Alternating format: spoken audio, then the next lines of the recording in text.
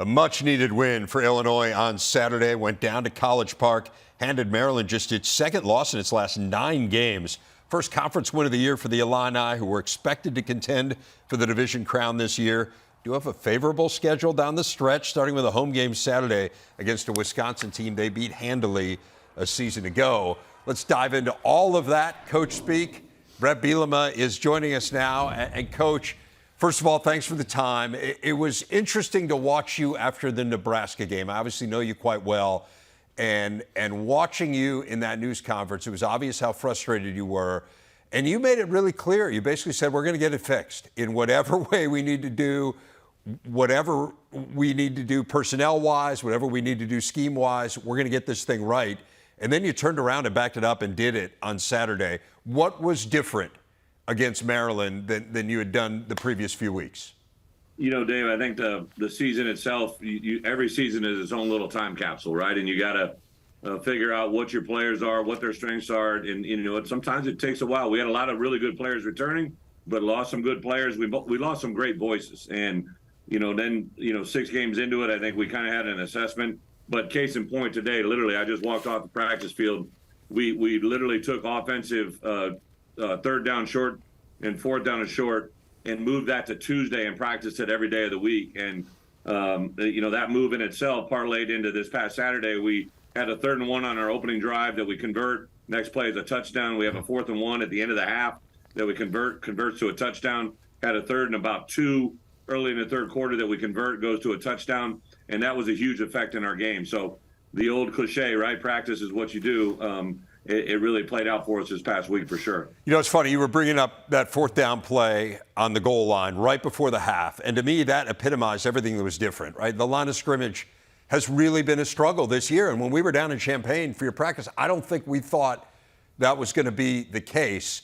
But you had the 4th down, the 3rd and the 4th down against Nebraska, where you didn't score on that opening drive right down at the goal line.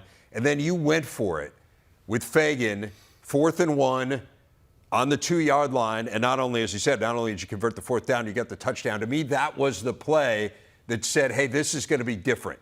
Take me through the mentality of going for it rather than kicking the field goal and what that play meant to the game. Yeah, there was a couple things in play there. We had, it was obviously an end-of-half situation. We had a timeout.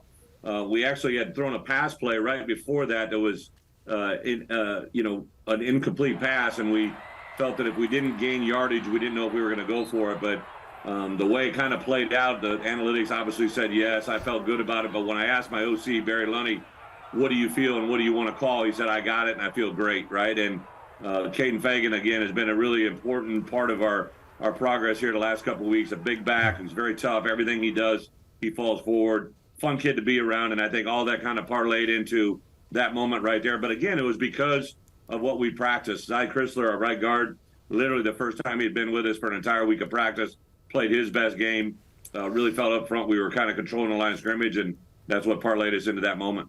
Hey, Brent, to give you a little break on the X and O's, just from another angle that people were curious about, your football team, you have done a fantastic job, and I got a grandson at Loyola that you'll be recruiting in a couple years. But so I talked to all these high school coaches, and they just rave about how your staff has attacked recruiting in high school. When you look at the transfer portal, some of these schools brought in 20, 25 guys. I'm talking about in the conference, and you brought in 7. How are you approaching the transfer portal in relationship to recruiting and staying, with the high school commitment?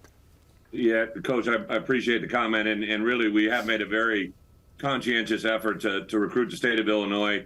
Kind of like anybody, in college football, most college teams are very representative of the area they're around, right? Like even when you guys were rolling in Miami, I know you guys did all you could to recruit those Miami and Florida kids to stay there. We've done the same thing here, and that's a big part of it. I've really kind of structured it. We use the development phase of our program.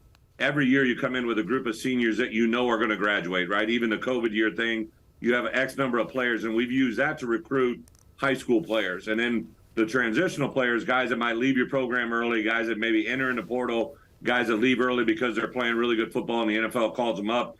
Those are the guys and the numbers that I set aside for free agency, kind of get guys that fit a position of need. We were really thin in in the back end at the safety position. So we took 3 safeties. Thank goodness we did. We lost our best player the first play he was in the game this year, Matt Bailey, at boundary safety, and we've had a lot of guys fill in for that role. Lost a couple guys to the draft. 2 safeties that got drafted that were a big part of our defense a year ago have been filled by guys that we brought on through the portal. So I kind of balance it with numbers, but it really does get down to kind of the model of the NFL, right? You recruit, develop, and draft certain players, but you acquire free agent players for an immediate need, and that's what we've done. Now going back to Wisconsin, obviously everyone knows the success that you had up there. You got to still have some ties. I mean, is there any type of boy? I know you'd love to go up there and beat them, no question. Barry Alvarez, you're going to be running into Barry. You got anything going on, or is it just all get up there, get a victory, and get out? I think, as you know, Coach, like you kind of move through your career, and I mentioned the day before we got on camera here, right? It's about relationships. It's not about the play. I love my time at Wisconsin. I was there, basically 7 years of my life. That was really a lot of fun. Great, 9 years in total. Built a lot of relationships. I know their AD McIntosh. I know obviously Luke from there, but it really doesn't feel that way anymore. I think as long as I've been gone and the kids they've recruited, but the relationship still exists. I watched the final drive the other night, and I see Dave sitting next to James White, who's a Wisconsin legend. I remember recruiting him out of St. Thomas Aquinas and watching his career, his life, his journey, and to see him now in the Big Ten Network, even though he's a UW grad, I love that kid like no other. And then Anthony Herron, I recruited back to Iowa, who's from Bolingbrook, Illinois, and his life, I've stayed connected to him. Literally just a year ago when he lost his father, reached out and had a moment with him that I remember being in at home. So it is about the schools you're at, but it's about the relationships you build. And, I think in this world, it's about those things that really matter in the end, and that's kind of where I feel right now. I love that he's watching the final drive, right? I mean, that's great. He needs expert input, right? That's right. He's taking notes. He's not hearing what well, you the guy that I would expect to be the best for us is Jay Lehman, an Illinois grad, and he hammers us the most. So we'll have to have a conversation there. But he gave Anthony a little heat. He was the best dressed on stage by far. Hey, Coach, I'll leave you with one real positive thought, okay?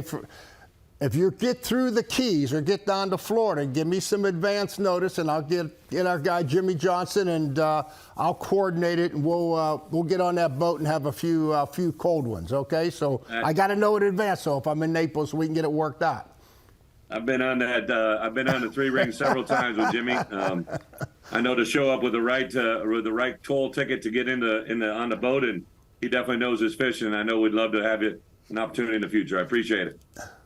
Hey, Coach, give me the scouting report on Wisconsin. We talked about the significance of that game to you, and maybe less so than you would have anticipated, or maybe less so than a couple years ago.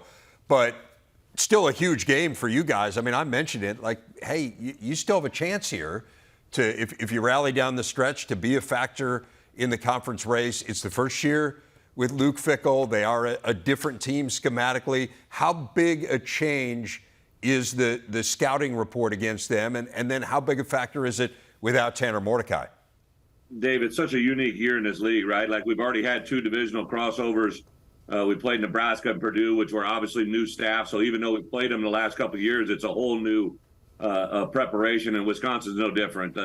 There's still the elements of what they do, obviously some of the same players, but offensively, what Longo's brought there is, a little bit different from what they've done, but there is good carryover to some of the teams we've played already.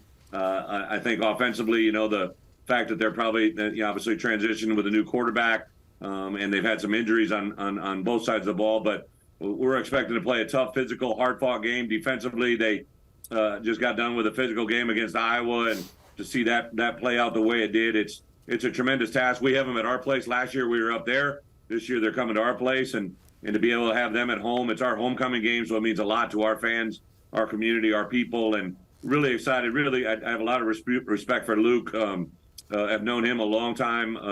As an assistant coach, we crossed paths as a head coach. Have some common friends and associates in the business, so a lot of respect for him in the building and all that they bring as a Big Ten football program. Excited for Saturday to get here. Coach, the last thing I want to ask you is about your quarterback, Luke Almeier. Last year, we documented it quite a bit. Tommy DeVito took such good care of the ball. Luke's had some turnover issues here, and you said something that I thought was really telling at the end of that game, because he really played well against Maryland, and you were saying, sometimes the quarterback and the coach get too much praise if things go well and maybe too much blame if things go poorly. How have you kept Luke in it here despite some struggles holding on to the ball? Yeah, when I recruit quarterbacks, I tell them that all the time, especially to parents. Like, listen, I get, I have a contract, a salary. They pay me well to take the heat, and I don't mind doing that every time, every day, right? Like, everybody's got all the answers.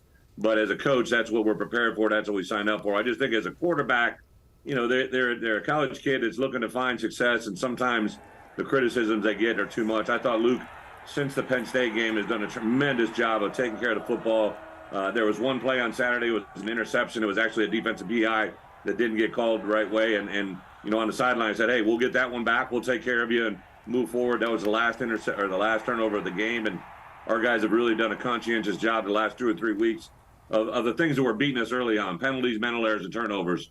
We've kind of righted the ship there. We're playing with some physicality. I'm really excited to see this group play on Saturday. Just had a really good Tuesday practice, and really excited to get this one behind us, see what Wednesday brings. All right, Bret, really looking forward to the game. We appreciate you taking some time out, talk with us straight off the practice field. Oh, yeah. I mean, that's dedication. And you used his quote, right? You used his quote in the final drive, right? Yeah, well, Absolutely. I think now that we know that Bret's a final drive watcher, right, we might have to, somehow skew the conversation. I'm going to talk to Jay Lemon. I'm calling Jay. Bret, I'm going to call Jay for you. Don't worry. I'll take care. You can count on me to take care of that end. I appreciate it very much, gentlemen. ILL. All right, good stuff. Thanks, Bret. Great to talk to you.